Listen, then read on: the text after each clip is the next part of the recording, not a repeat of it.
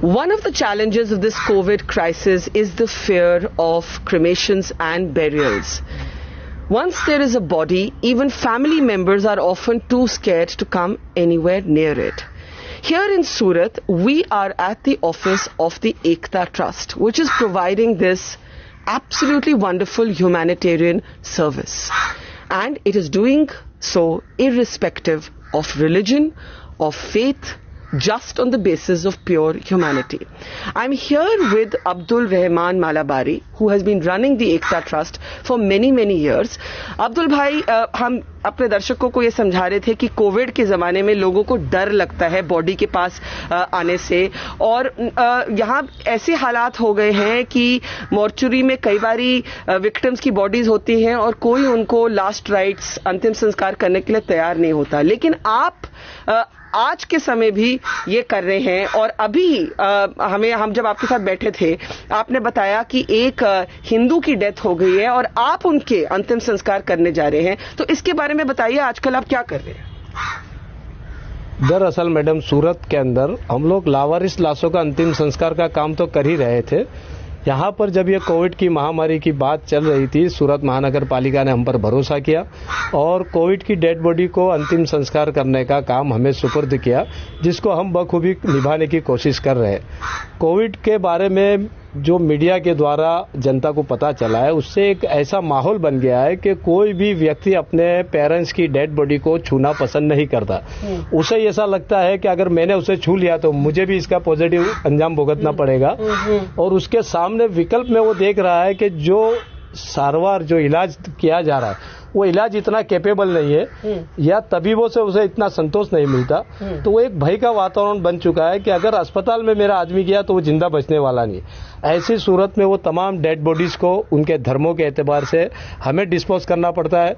दूसरा, उनके पेरेंट्स को हम लोग सांत्वना देते हैं, और जो WHO की गाइडलाइन है, जिसका हमें एक्सपीरियंस है और हमें डेमोन्स्ट्रेशन कराकर डेप्यूटी कमिश्नर ने बताया है, उस तरह हम उसका अंतिम संस्कार कर रहे हैं। और मैं आपसे ये भी समझना चाहती हूँ, आपने बहुत एक दिल से बात बोली कि इस समय म्युनिसिपल कॉर्पोरेशन की आप मदद कर रहे हैं और आपको कोई फर्क नहीं पड़ता कि जो विक्टिम है, जिसकी डेथ हुई है, वो हिंदू हो, मुस्लिम हो, सिख हो, क्रिश्चियन हो, आप उनके विश्वास को रखते हुए, उनके धर्म को रखते हुए आप उनको उनकी फाइनल राइट्स करते हैं। जी मैडम, असल में क्या, ये दुख का समय है। मरने वाला हर व्यक्ति पहले तो वो मानवीय है, फिर वो किसी धर्म से जुड़ा हुआ है। हर धर्मों की अपनी अपनी प्रणालिका होती है, लेकिन हमने कुछ ऐसी उनके सामने WHO की गाइडलाइन के मान्य रखते हुए कुछ विगतें रखी है। मान लो कि अगर किसी मुस्लिम का डेथ हो जाए तो उसमें जो मुख्य चीजें हैं, जैसा कि नमाज का पढ़ना, दुआ का करना और कब्र में उतारते हुए उसका मट्टी उसके परिवार का डालना, ये 3 महत्व की चीजों को हम उनके परिवार को दूर रहकर करने देते हैं। उसके बाद जो हमारे पास दूसरी चीज होती है हिंदू समाज की, कि भाई मृत्यु के पार्थिव शरीर को जब अग्निदाह दिया जाता है, उस वक्त उसके परिवार की तरफ से गंगा जल दिया जाता है और एक घी का जो रहता है, थोड़ा घी का छटकाव किया जाता है। तो वो सारा इंतजाम एकता ट्रस्ट करती है। गंगा जल भी एकता ट्रस्ट के पास है, वो लोग हमारे हिंदू भाइयों ने हमें दान में दिया है। वो तमाम गंगा जल की बोतल है, हम लोग हर डेड बॉडी को मुंह में गंगा जल पिलाते हैं, उसका फोटो गिराते हैं और उसके परिवार को देते हैं, और घी का एक छोटा डिब्बा अग्निदाह देते वक्त हम लोग उसके शरीर पर छिड़कते हैं। और आपको भगवान अल्लाह बहुत दुआ देगा, बहुत आपका भला हो कि आप ऐसा मतलब दिल से काम कर रहे हैं। लेकिन मैं आपसे जरूर पूछूंगी, आपको क्या डर नहीं लगता? मैडम, डर कर अब इस देश की सेवा तो हो नहीं सकती। इस वक्त देश को हमारी जरूरत है। हम डेली हम तो वैसे डिकम्पोज डेड बॉडियां उठाते ही है, और हमारी सरकार ने हम पर भरोसा किया है, उस भरोसे को हम बनाए रखना चाहते हैं। डर लगने जैसी कोई बात हमें लगती नहीं है। आप क्या खुद प्रोटेक्शन लेते हैं? आपने बार बार कहा कि हम WHO की गाइडलाइंस को फॉलो करते हैं, तो आप लोग जब ये करने जाते हैं या आपकी संस्था करने जाती है तो पूरा PPE वगैरह पहन के जाते हैं? हाँ, हमें सूरत महानगर पालिका की तरफ से और कुछ NGO की तरफ से हमें PPE किट दी गई है। हमारे पास करीबन 500 के आसपास की PPE किट है। हमारे 4 सभ्य जो रहते हैं, मेंबर्स रहते हैं, वो PPE किट पहनकर अंदर जाते हैं। दूसरा, हमें हर 2 दिन में हमारे सुपरिटेंडेंट जो डॉक्टर चौकसी आरएमओ चौकसी साहब है, वो हमारी ट्रीटमेंट के लिए कुछ दवाइयां देते हैं ताकि हमारे शरीर की जो ह्यूमन शक्ति है, अंदर की शक्ति बनी रहे और हमारे जो बैक्टीरिया, रोग प्रतिकारक शक्ति के बैक्टीरिया भी जीवित रहे। ऐसे वो लोग हमारा इलाज करते रहते हैं। बाकी तो सब हम मालिक पे छोड़ देते हैं। हमारा काम मानवता को जगाना है, उसका काम वो करे, हमारा काम हम करते हैं। मैं देख रही हूँ यहाँ एकता ट्रस्ट का जो दफ्तर है, आप धर्म से मुस्लिम हैं और आज आप एक हिंदू जो बॉडी है उसका अंतिम संस्कार करने जा रहे हैं और बिल्कुल सड़क के ऑपोजिट साइड एक चर्च भी मैं देख रही हूं। तो मुझे लगता है कि जहां पे भारत की बात आती है वो एकता ट्रस्ट में यहाँ पे इसी दिन इनकैप्सुलेट हो गई है कि धर्म से ऊपर इंसानियत है और जो लोग कोशिश करते हैं कि ऐसे वक्त पे भी हिंदू मुस्लिम के आधार पर लोगों को बांटना, आप उनका बिल्कुल ऑपोजिट रूप है। बिल्कुल बिल्कुल। मैं तो तमाम धर्म के मानने वालों से एक रिक्वेस्ट करता हूं कि कृपा करके आप अपनी धार्मिक ग्रंथ को तो पढ़ें, चाहे वो कुरान हो, गीता हो, बाइबल हो। आप किसी भी ग्रंथ को पढ़ेंगे उसमें मानवता ही सबसे उच्चतम स्थान पर है। दुख की बात यह, विडंबना इस बात की है कि हमारे धर्म के बनाने वालों ने या धर्म को संगरने वालों ने इस बात को जाहिर ही नहीं होने दिया और जिसका दुष्परिणाम हम देख रहे हैं कि इस देश के अंदर धर्म को इतनी महत्वता दी गई जबकि आज धर्म बिल्कुल बंद है। आप मुझे बताइए कौन सा ऐसा हिंदू शंकराचार्य है या कौन सा ऐसा मौलवी है जो अल्लाह से या भगवान से बात कर सके कि भैया हमारे ये मंदिर क्यों बंद है या हमारी मस्जिद क्यों बंद है। किसी में कोई ताकत नहीं है, क्योंकि कोई एक ऐसी निरंकार शक्ति है जो इस विश्व को चला रहा है।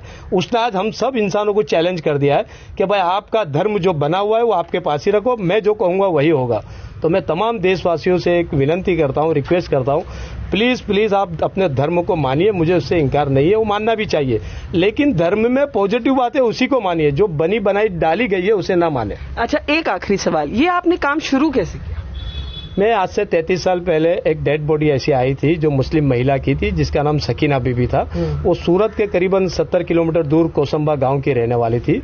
उसके बेटों को जैसे पता चला कि हमारी मम्मी को HIV एड्स हुआ है, वो छोड़कर भाग गए, क्योंकि उस वक्त HIV एड्स को बहुत बड़ी बीमारी माना जाता था।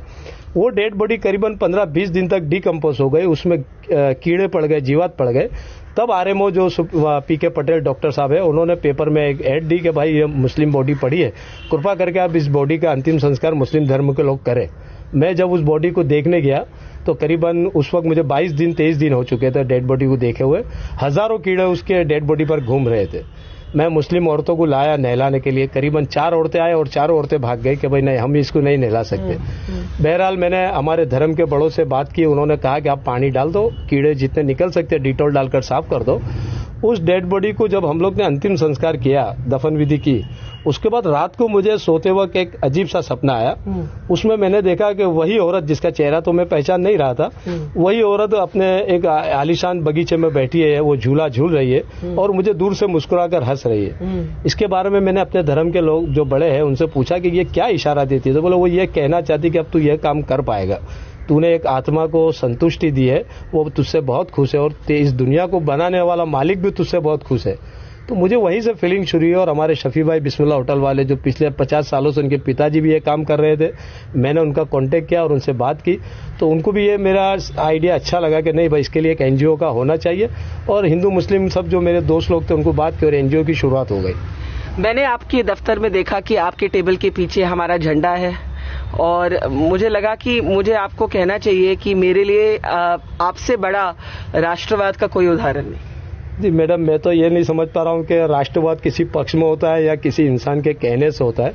मैं ऐसा मानता हूँ कि हर मानवी को कर्म योद्धा होना चाहिए, वह अपने कर्म के जरिए अपने देश का भला करे और राष्ट्रवादी खुद ही कहलाएगा। किसी के सर्टिफिकेट बांटने से कभी राष्ट्रवाद बन नहीं सकता आदमी।